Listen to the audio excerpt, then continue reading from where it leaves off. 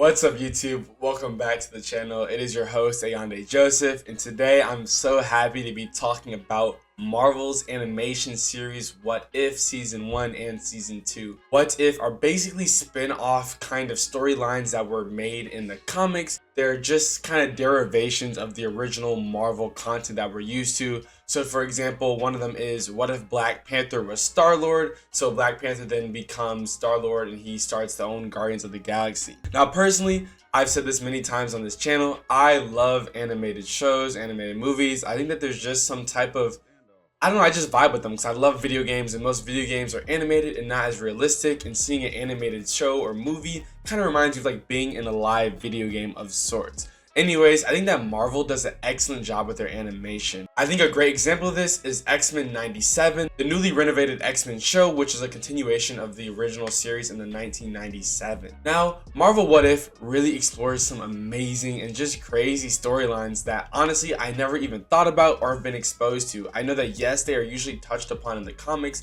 but in the Marvel Cinematic Universe, I think it's so cool that they have mashed, the TV show animated style with the voice actors. I mean, the fact that T'Challa, this was the last thing that Chadwick Boseman actually voice acted as Black Panther and in his acting career. So the fact that they got him to actually be Star-Lord is so crazy and impressive to me. I think that animation really just opens the doors for the producers and the directors to be a lot more creative. I mean, animation, yes, is very extremely difficult to do, especially to do it well. But if you have cracked the code and know the secret, I think that the possibilities are truly endless. I mean, when you're doing an actual TV show or actual movie that uses real people, it's hard because you have to tell them how to act, tell them what you want to do, you have to do the visual effects, you have to do, the CGI and all that extra stuff. But yet when it's animated, you really can just do absolutely anything. I mean, I think that this is really the comic book nature that Stan Lee, Steve Ditko, and Kirby all had in mind when they were creating these stories so long ago.